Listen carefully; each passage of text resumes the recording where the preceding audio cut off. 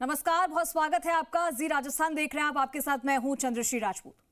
चैत्र नवरात्र यानी वासंतिक नवरात्र की आज से शुरुआत हो चुकी है और 6 अप्रैल तक ये नवरात्र चलेंगे। वैसे तो पुराणों में एक वर्ष में चैत्र, आषाढ़, अश्विन और माघ के महीनों में कुल मिलाकर 4 बार नवरात्रों का जिक्र किया गया है, लेकिन चैत्र और अश्विन महीने के नवरात्रों को ही प्रमुखता से माना जाता है और मनाया भी जाता है। बाकी 2 नवरात्रों को तंत्र मंत्र की साधना हेतु करने का विधान है, इसीलिए इनका आम लोगों के जीवन में कोई महत्व नहीं है।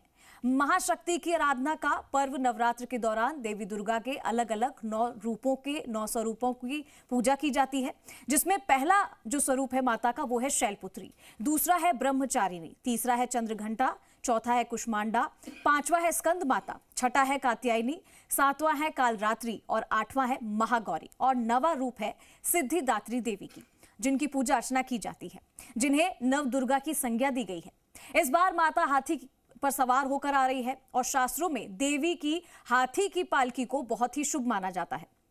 इसके साथ ही नवरात्रि पर अमृत सिद्धि योग और सर्वार्थ सिद्धि योग भी बना हुआ है, जिससे भी ये 9 दिन और शुभ हो जाते हैं और खासकर कुछ राशियों के लिए बेहद लाभदायक रहने वाले हैं।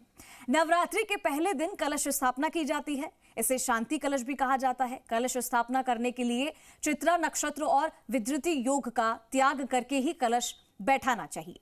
इस बार नवरात्रि पर ऐसा संयोग बन रहा है कि चित्रा नक्षत्र नहीं लग रहा है। ऐसे में इस बार आप आसानी से सुबह से ही शुभ मुहूर्त में अपने घर पर कलश स्थापना कर सकते हैं।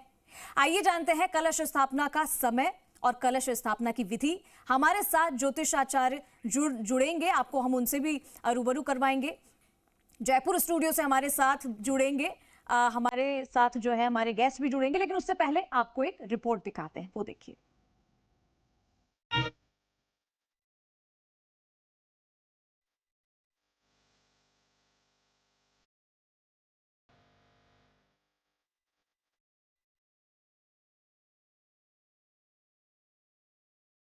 चैत्र नवरात्र की शुरुआत हो रही है। नवरात्रि के पहले दिन मां शैलपुत्री की उपासना की जाती है। हिंदू धर्म में नवरात्रि का विशेष महत्व है। भक्त मां दुर्गा के 9 रूपों की 9 दिनों तक भक्ति भाव से पूजा करते हैं। माना जाता है जो भक्त मां की भक्ति और श्रद्धा से आराधना करते हैं, मां दुर्गा 9 दिनों तक उनके घरों में विराजमान रहकर उन पर अपनी कृपा बरसाती है।